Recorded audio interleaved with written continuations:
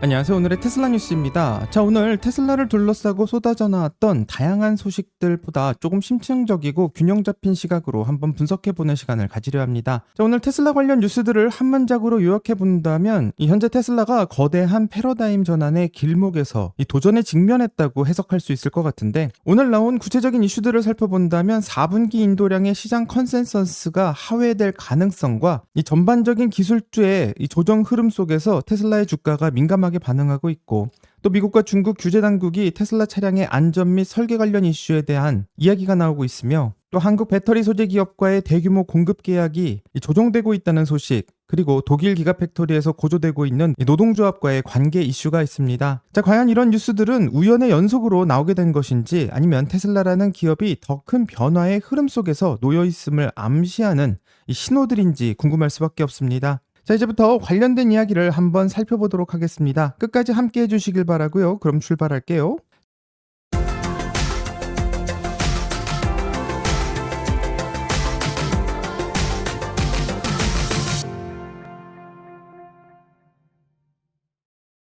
자, 기업의 근본적인 패러다임이나 정체성이 변화되고 있는 중대한 전환점에서는 혼란스러운 시간이 찾아올 수밖에 없습니다. 이 기업을 바라보는 다양한 관점들의 뉴스들이 한꺼번에 쏟아지기 때문인데, 자, 그렇기 때문에 지금 테슬라가 바로 이러한 패러다임 전환의 길목에 진입하고 있는 것으로 보이고, 그동안 테슬라를 혁신적인 전기차 제조사로만 여겨왔던 전통적인 시장의 관점과 AI 기반의 로보틱스 및 자율주행 기술을 플랫폼 기업으로 정의하려는 이 미래적인 관점이 충돌하고 있는 상황을 볼 수 있습니다. 자, 테슬라가 앞으로 어떤 기업으로 자리매김할 것인가에 대한 기업의 본질적인 정체성을 재정의할 수 있는 중요한 과정의 일환이라고 해석하는 게 적절하다고 생각하는데요.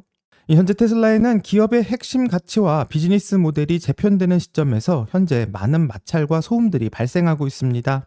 자, 이 과정에서 필연적으로 다양한 진통과 함께 수많은 해석의 충돌이 발생할 수밖에 없는데요. 그럼 이제부터 어떤 뉴스들이 있었는지 같이 한번 살펴보겠습니다. 이 로이터 등 주요 외신을 통해서 알려진 것처럼 이 짐 먼스터는 테슬라의 4분기 인도량이 시장 컨센서스를 다소 하회할 가능성을 제기했습니다. 자, 이런 전망은 투자자들 사이에서는 우려를 낳을 수 있는 분명한 지점인데, 이 주목해야 될 것은 인도량 16%의 감소 같은 구체적인 숫자가 아니라 왜 이런 부정적인 전망이 현재 테슬라에게 민감하게 받아들여지고 있는지 한번 생각해 봐야 될 것 같습니다. 자, 이번 4분기 인도량의 감소 원인으로 지목되고 있는 것은 세금 공제 종료의 영향이라는 말이 나오고 있는데, 이 정부의 전기차 구매 시 이 세금이 공제되는 것은 소비자들에게는 큰 혜택이었지만, 이 구매를 서둘렀던 소비자들이 이 구매를 마치고 난다면 일시적인 공백이 발생할 수밖에 없고, 특히 고가의 차량에서는 더 민감하게 작용할 수밖에 없습니다. 자, 그래서 이번 테슬라의 4분기 인도량 발표에서 16%의 감소라는 숫자가 나올 것으로 예상되지만, 테슬라만 해당되는 것이 아닌 전통적인 다른 자동차 회사들에게도 해당되는 사항이고, 테슬라에게만 조금 더 확대 해석되는 경향이 있는 것 같습니다. 많은 시장의 참여자들은 여전히 테슬라를 분기별 인도량과 실적이라는 전통적인 자동차 기업의 잣대로 평가하라는 경향이 아직도 강한데, 물론 인도령 둔화 전망은 기업의 단기적인 실적에 큰 영향을 미칠 수 있기 때문에 중요한 것은 사실이지만, 테슬라가 현재 전기차 기업에서 AI와 로보틱스 기반의 미래 기술 기업으로 변화하고 있고, 그렇게 된다면 어떤 부분을 보고 재평가할 것인지 근본적인 시선이 변해야지만 더 포괄적인 해석이 가능할 것 같습니다. 로이터와 블룸버그 등 주요 경제 매체들은 테슬라의 최근 주가 하락의 배경을 설명하고 있는데요. 테슬라만의 고유한 이슈라기보다는 연초부터 가파르게 상승했던 글로벌 기술주 섹터 전체가 겪고 있는 광범위한 조정 국면이라는 분석이 나오고 있고, 또 금리 인상 사이클의 마무리 기대감과 함께 연말의 차익 실현 심리가 맞물린 결과로 해석하고 있습니다. 이뿐만 아니라 인공지능 관련 기술에 대한 시장의 기대가 단기간에 과도하게 반영되었던 종목들 역시 일부 차익 실현과 가치의 재평가가 진행되고 있고, AI 기술의 장기적인 잠재력은 여전하지만 단기적인 가격 거품은 해소되는 과정이라는 평가도 나옵니다. 또 기관 투자자들이 연말을 맞아 수익을 확정하고 포트폴리오를 재조정하는 과정에서 일시적인 매물 현상도 주가 하락에 영향을 미쳤을 수 있는데요. 현재 이런 주가 하락이 테슬라의 기술 혁신 서사를 무너뜨리고 있다는 의미가 아니라 오히려 과도하게 반영되었던 시장의 기대가 조금 현실적으로 재조정되는 과정이라는 해석이 덕에 무게가 더 실리고 있고, 그렇기 때문에 광범위한 시장의 조정이 시작될 때 그 기대치의 중심이 있었던 테슬라 역시도 조금 하락의 움직임을 보이고 있다고 생각하게 됩니다.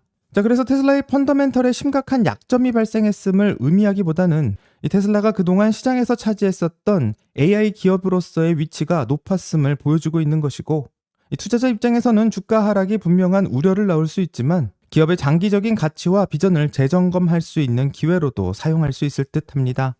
다른 안 좋은 소식은 미국의 고속도로 교통안전국의 조사 소식과 중국에서 발의되고 있는 테슬라 차량의 도어 핸들 규제 초안에 대한 내용이 나오고 있는데, 문을 제대로 열 수 없다라는 자극적인 제목의 뉴스들이 쏟아지면서 테슬라가 안전을 등한시한다라는 여론에 휩싸이고 있습니다.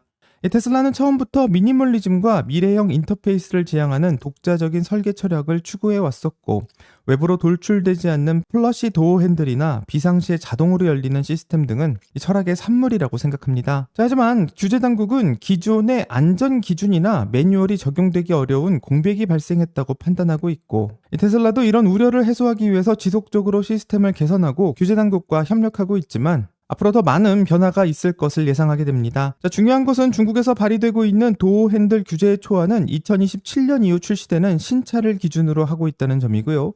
현재 시판되고 있는 테슬라 차량의 판매를 당장 중단시키거나 큰 제약을 가하는 것은 아닙니다. 자, 그렇기 때문에 2027년에 출시될 테슬라의 새로운 모델들이 이런 규제 변화에 어떻게 선제적으로 대응하며 사용자 친화적인 방향으로 나갈 것인지 궁금해질 수 있고요. 많은 기사들이 테슬라에 대해서 불안과 공포를 조장하고 있지만 정확하게 살펴봐야 될 문제라고 생각합니다. 자, 다른 소식은 로이터에서 한국의 배터리 소재 기업인 LNF와 대규모 공급 계약 규모 조정이 나왔다는 소식입니다. 자, 테슬라의 배터리 공급망에 대한 우려를 나올 수 있는 지점인데, 원래 29억 달러 규모로 예상되었던 양극재 공급 계약이 수천억 원 수준으로 축소되었다는 보도와 함께 이런 계약 축소가 이 사이버 트럭의 저조한 초기 수요 때문이라는 추측들이 나오고 있습니다. 자, 테슬라의 4680 배터리는 일론 머스크가 직접 강조했듯 배터리 제조 공정 자체에 혁신을 불어넣어서 비용을 획기적으로 절감하고 또 생산성을 극대화하려는 대규모 제조 혁신의 실험의 상징이라고 할 수 있습니다. 하지만 이런 혁신의 시도는 엄청난 기술적 난이도와 불확실성을 수반하고 있고, 초기에 기대했었던 생산 수율이 목표치에 미치지 못하거나 특정 공정에서 예상치 못한 병목 현상이 발생한다면 전략적으로 외부 계약의 규모를 일시적으로 조정할 수 있습니다. 자체적으로 생산 효율이 충분히 확보될 때까지 외주 물량을 좀 줄이고 내부에 집중하는 속도 조절의 전략을 취하지 않았나 생각해 볼 수 있는데, 장기적인 수요 둔화라기보다는 신중한 공급망 관리의 일환으로도 해석할 수 있고 조금은 더 기다려봐야 될 여지가 충분히 있습니다. 이번 LNF의 계약 축소는 테슬라의 전기차 수요 부진이나 기술적 실패를 나타나기보다는 테슬라가 현재 패러다임의 전환을 위해서 제조 효율을 극대화하려는 과정에서 나타나는 현실적인 조정의 과정의 일부일 수도 있고요. 조금 더 시간을 가지고 지켜봐야 될 듯합니다.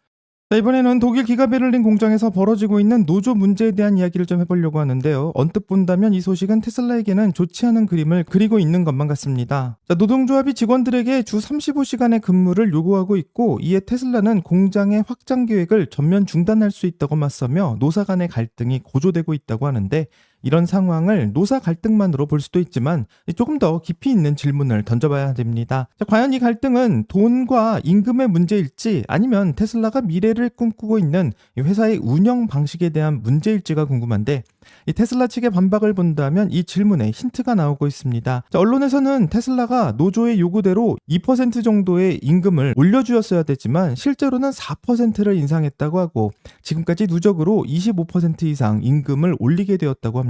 자, 이런 숫자들이 말해주는 것은 이번 갈등이 테슬라가 직원들에게 임금을 너무 짜게 주냐 안 주냐 이런 문제가 아니라는 것이고, 진짜 문제는 테슬라가 필요할 때 자유롭게 움직일 수 있는 유연한 회사로 남을 것인가, 아니면 정해진 규칙과 많은 고정 비용에 묶이는 전통적인 회사가 될 건가를 결정짓는 방식입니다. 자, 미래의 테슬라가 로봇택시나 완전히 자동화된 공장을 통해 성공하려면 얼마나 효율적으로 또 운영할 수 있느냐가 핵심 경쟁력이 될 수 있는데, 이런 관점에서 볼 때 지금의 노조 갈등은 단기적으로는 테슬라에게 악재처럼 보이지만, 이 테슬라는 계속해서 유연한 회사로서의 방식을 고집하고 있고요. 이 테슬라가 미래 경쟁에서 살아남기 위한 방법으로는 이런 유연한 회사의 방식 운영이 매우 중요한 기업의 문화가 될 것이라고 생각하고, 테슬라가 변모하는 과정에서 노조와의 갈등과 충돌은 더 심해질 수 있지만 테슬라가 원하고 있는 회사의 운영 방식을 유지하고 있는 것은 굉장히 중요하다고 생각합니다. 자, 정리해보면 시장은 언제나 이미 확인된 과거의 숫자와 익숙한 데이터를 기반으로 기업의 가치를 평가하고 움직이는 경향이 있습니다. 하지만 미래를 선도하고 있는 기업들은 시장이 그 가치를 완전히 인식하기 전에 이미 내부적으로 그보다 훨씬 앞서 나가면서 근본적인 구조와 정체성을 변화시키는 작업을 하고 있는데, 오늘 우리가 보고 있는 테슬라 뉴스의 가장 중요한 핵심은 주가의 등락도 단기적인 인도량의 숫자도 아니고 현재 테슬라가 어떤 비전을 가지고 준비하고 있는가가 가장 중요하다고 생각하며, 테슬라의 새로운 패러다임이 이 시장에 완전히 인식되고 합의되기까지는 물론 많은 시간과 노력이 필요하지만 기존의 차량 제조사라는 명패를 떼고 AI 기반의 물리적 플랫폼 기업이라는 새로운 이름을 얻기 위한 진통에서 생각하는 현상이라고 생각하고, 과연 테슬라는 어떤 기업으로 재평가되게 될지 같이 한번 기다려보겠습니다. 여기까지가 오늘의 테슬라 뉴스고요. 오늘 영상이 도움이 되셨다면 구독과 좋아요 그리고 알림 설정 부탁드립니다. 오늘 좋은 하루 되시고요. 오늘의 테슬라 뉴스는 내일 또 새로운 소식으로 다시 찾아오겠습니다. 감사합니다.